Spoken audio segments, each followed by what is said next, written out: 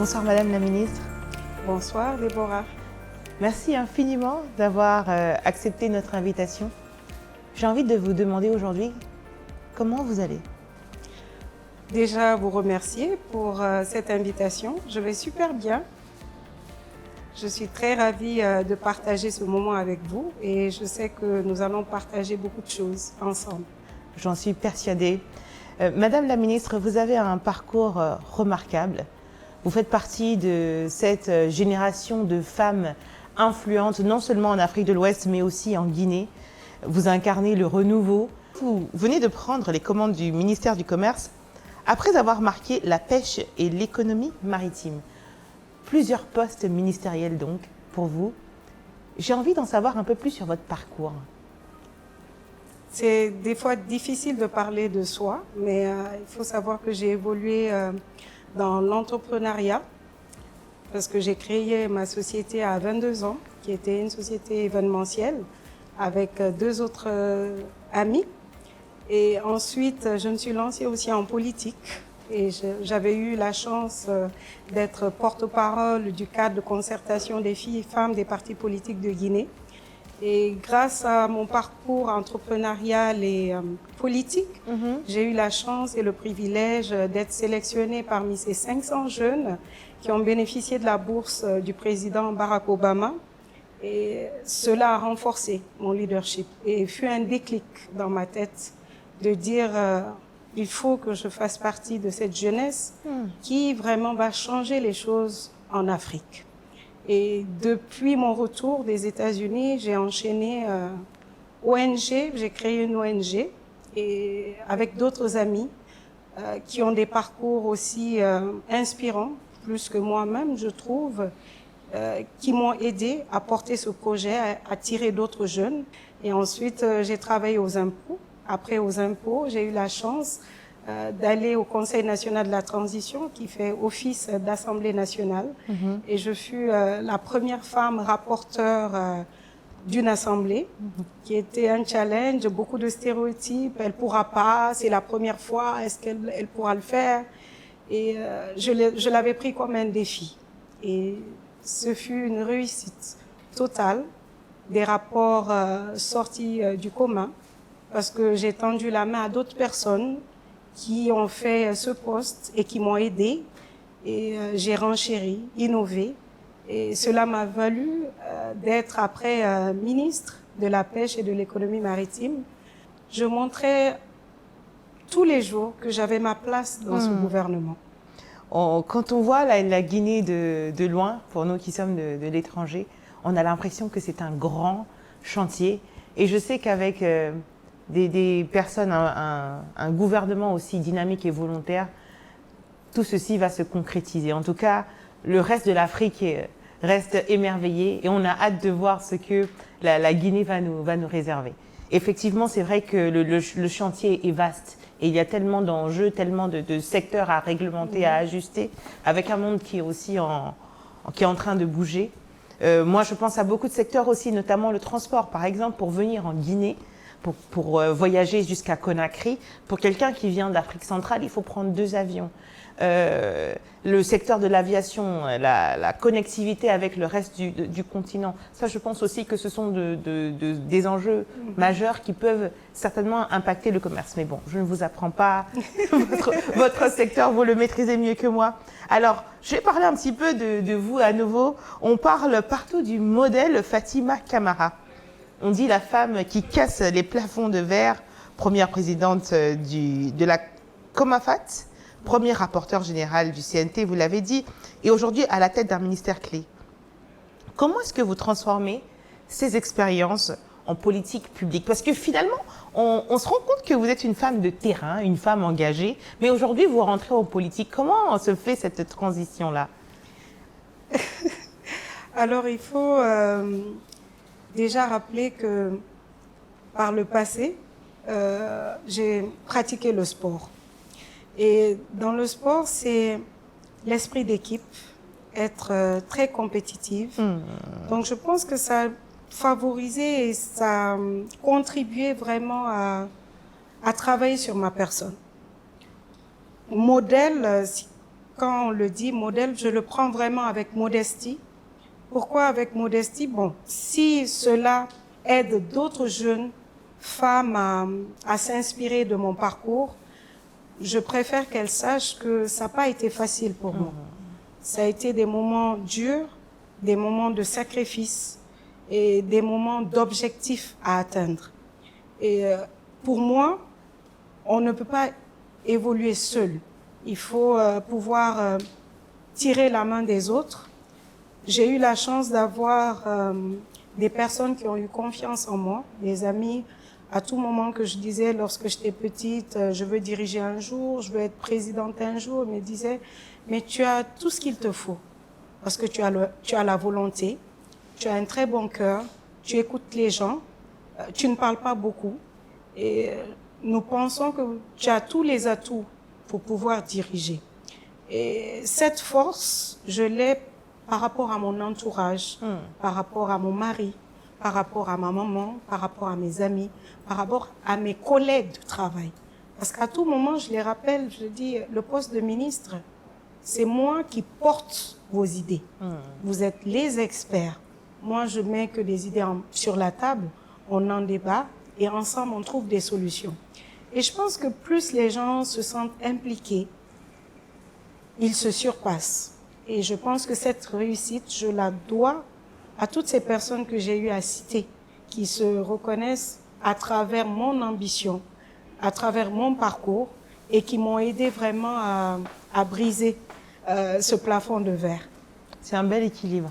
Oui. Parce qu'on dit souvent que les femmes ambitieuses, les femmes qui réussissent, les carriéristes, n'ont pas forcément de vie de famille. Et c'est bien que vous rendez hommage aussi à votre entourage, à votre mari, à votre maman. Surtout mon mari, pourquoi? Parce que je le dis souvent que si j'avais pas un mari compréhensif, mes amis le savent, je dis toujours que c'est mon coach.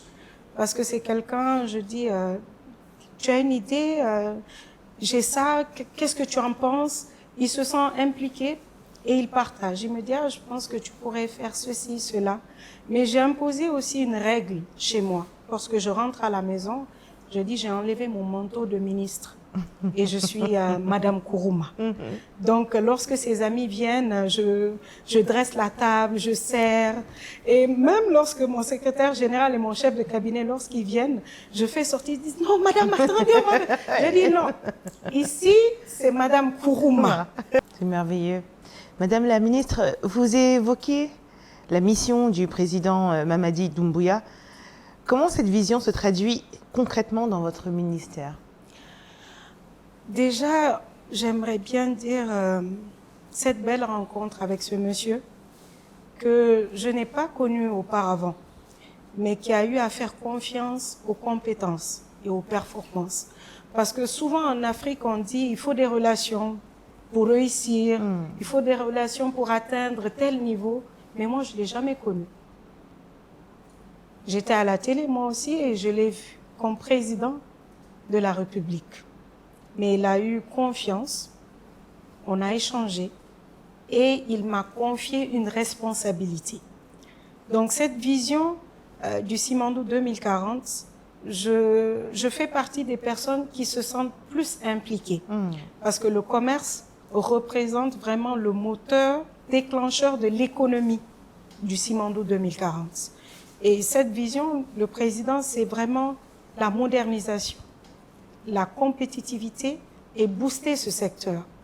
Donc c'est par rapport à cette vision que ce diagnostic a été fait, l'état des lieux au niveau du ministère du Commerce, et on s'est dit, on part au niveau réglementation pour un premier temps. Deuxième axe, digitalisation du ministère lui-même, pour faciliter vraiment les choses aux consommateurs, au secteur privé, aux partenaires publics qui veulent nous aider.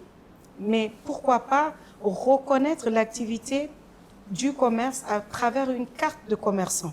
Et mon secrétaire général aime dire souvent, ça devient un passeport qui va vraiment à travers des critères donner la chance aux commerçants d'obtenir cette carte. Et comme troisième axe pour nous, c'est vraiment la formation.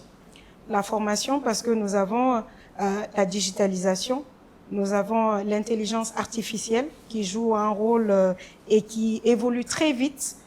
La performance de nos cadres pour être vraiment très répondant aux exigences de la modernisation et de tout le système, l'écosystème commercial que nous sommes en train de mettre en place.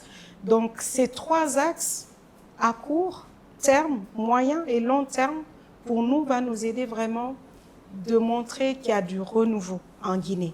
Et comme vous l'avez dit, on a un pays tellement extraordinaire et magnifique. Donc, je pense que si nous avons un environnement, un écosystème commercial favorable pour attirer des investisseurs, tout ce dispositif aura un sens. Absolument. Madame la ministre, quand on vous écoute, on sent la volonté d'impact très forte. Quelles sont, selon vous, les priorités immédiates du ministère du Commerce? Mais j'ai envie de l'étendre aussi au pays, pour la Guinée, en fait. Pour vous, c'est quoi les grandes priorités à ce jour? Alors, les grandes priorités pour moi, comme je l'ai dit, avec ces 3 axes, c'est par où commencer? Qui va nous accompagner? Qui partage la même vision que nous pour nous aider dans ce sens? Quel capital humain mettre en place pour pouvoir le faire? Et je pense que si tous ces acteurs, ces éléments sont réunis et que la réglementation arrive à suivre son cours, je pense que la base aurait été faite. Et ce socle va vraiment nous aider à nous améliorer et à rendre performant le ministère du Commerce. Mais cela ne peut pas se faire aussi sans la contribution des autres sectoriels. Vous avez parlé du transport tout à l'heure pour dire comment la difficulté que vous avez. Mais ça fait partie aussi de la vision du président de la République. Nous allons bientôt faire l'inauguration de l'extension de l'aéroport pour montrer un peu la capacité, parce que nous sommes conscients que nous serons très convoités, sollicités. Donc, le président a dit au ministre, il nous faut une compagnie, il nous faut ça, il nous faut ça. Et même au niveau du commerce, ça se ressent. Parce que au niveau du transport terrestre aussi, il va falloir s'améliorer, penser à d'autres stratégies. Mais comme je le dis, je suis tellement heureuse de faire partie d'un gouvernement de personnes de profils très différents, mais qui sont très ambitieux, très compétitifs et qui arrivent à travailler en équipe. Nous avons vu récemment, par rapport à l'économie, la Guinée a su booster. On a eu la notation B+, ce qui nous repositionne au niveau Afrique de l'Ouest. Donc, c'est pour montrer un peu qu'il y a une dynamique. Il y a une Guinée qui bouge et qui est prête à aller de l'avant. Nous demandons conseil aussi aux autres pays. Comme je l'ai dit, on ne réinvente pas. Donc, on s'améliore, on réfléchit, on fait des erreurs, on se rectifie, on tire des leçons de ça. Donc, ne soyons pas très exigeants. C'est vrai. Mais soyons très ambitieux. Ah, j'adore cette phrase. Et je pense qu'elle résume bien la vie même en général. C'est vrai qu'il faut être très ambitieux sans être trop exigeant, trop dur envers soi-même. En parlant justement de mettre la Guinée sur la scène internationale, nous avons avec Diaka Camara organisé un gala de levée de fonds ici à Conakry en faveur des jeunes filles pour l'éducation. C'était aussi pour nous une façon de mettre la Guinée sur la scène internationale. On a invité plusieurs personnalités, des dizaines de personnalités qui sont venues du monde entier. Et pour la plupart, c'était la première fois qu'ils mettaient les pieds en Guinée. Alors, il y a un adage, et je ne suis pas d'accord avec celui-là qui dit que la Guinée n'attire pas, mais qu'elle retient. Moi, je dis qu'elle est très attirante. Il n'y a qu'à regarder au travers de la fenêtre. C'est un pays absolument magnifique. Alors, à toutes ces personnes qui ne connaissent pas la Guinée, et on sait aujourd'hui aussi la puissance du soft power. Quand vous parlez d'un point de vue technique, et ça je comprends, c'est votre sphère d'expertise, mais pour nous les culturels, on sait aussi qu'on a beaucoup de messages à envoyer, on a une image à défendre au travers de la culture. Alors c'est pas de votre ressort, Non, ne vous en faites pas. Je suis très agile, vu que j'ai touché à tout. Je m'en sors aussi. Et c'est transversal finalement. Oui, oui, tout à fait. Comment est-ce qu'on met davantage la Guinée en avant et à tous ceux qui n'ont jamais visité ce pays, qu'est-ce que vous leur dites? Qu'ils soient du secteur du commerce ou qu'ils soient de simples visiteurs. Alors moi, je dirais que la Guinée a su se démarquer ces dernières semaines. Et comme vous l'avez dit, par rapport à la culture, nous avons vu la Biennale qui a eu à attirer beaucoup de monde au niveau de la culture. Beaucoup d'artistes de d'autres pays sont venus en Guinée. Nous avons vu aussi le Transform Africa Summit. C'est vrai. La première fois qu'un pays francophone organise chez lui. Je pense que ce boom a envoyé un signal fort pour dire la Guinée, nous sommes présents, nous sommes là et nous voulons montrer aussi nos compétences et notre nouvelle vision.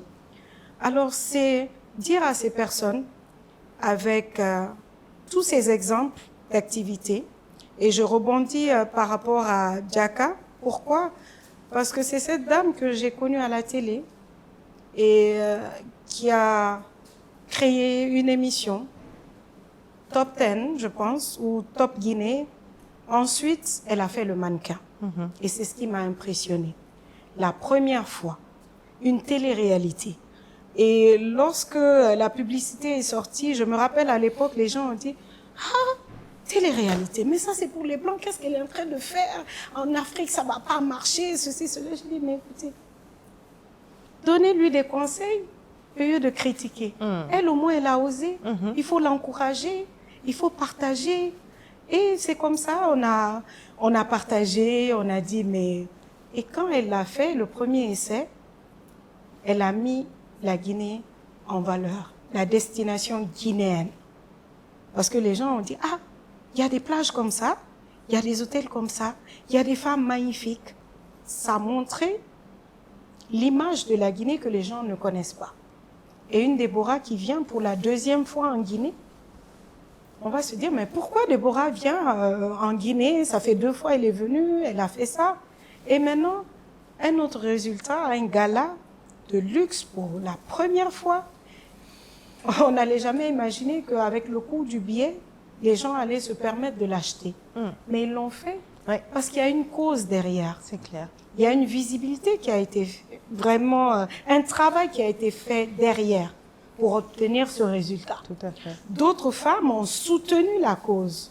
Cette solidarité africaine s'est ressentie lors de cette organisation, mais aussi l'image de la Guinée, pour montrer qu'il y a des personnes compétentes qui sont vraiment là et qui veulent vendre la destination guinéenne. Et je pense qu'avec tous ces événements, et le Simandou 2040, les objectifs que nous avons, la vision du président Mamadi Doumbouya, qui ne fait qu'attirer d'autres personnes à venir, que ce pays n'appartient pas uniquement aux Guinéens, mais montrer que nous sommes là pour l'Afrique. Nous avons du potentiel, nous avons une richesse énorme, des ressources guinéennes énormes. Notre sol, on n'en parle même pas. Donc, pourquoi ne pas venir? Et lorsque toutes ces personnes ressources comme vous venez ici et allez dans votre pays pour dire on est allé en Guinée mais on a été impressionné. C'est là que les gens commencent à savoir qu'il y a un changement, il y a des opportunités d'affaires, il y a de l'humain parce qu'on accueille.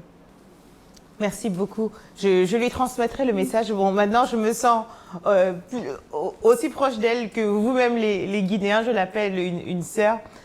On pourrait parler avec vous pendant des heures, Madame la Ministre. Vous êtes absolument fascinante.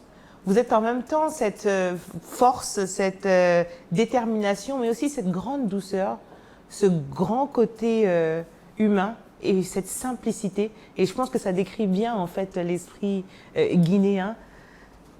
Je suis sûre et je suis convaincue que beaucoup de jeunes filles aujourd'hui se retrouvent en vous. Et vous êtes un bel exemple, non seulement pour la jeunesse guinéenne, mais aussi pour toute la jeunesse africaine. Est-ce que vous auriez un conseil à leur donner? Un dernier mot. L'humilité. L'humilité, la foi, l'audace la formation. Mon parcours a été semé d'embûches, mais j'ai pu atteindre ce niveau aujourd'hui. Et je pense que ce parcours continue tous les jours. Pour moi, l'objectif n'est pas atteint. Donc, c'est leur dire que nous pouvons obtenir beaucoup de choses dans l'humilité, comme je l'ai cité, dans la foi en soi, l'audace, la formation. Elle représente 52% de la population guinéenne. Ce développement ne peut se faire sans elle.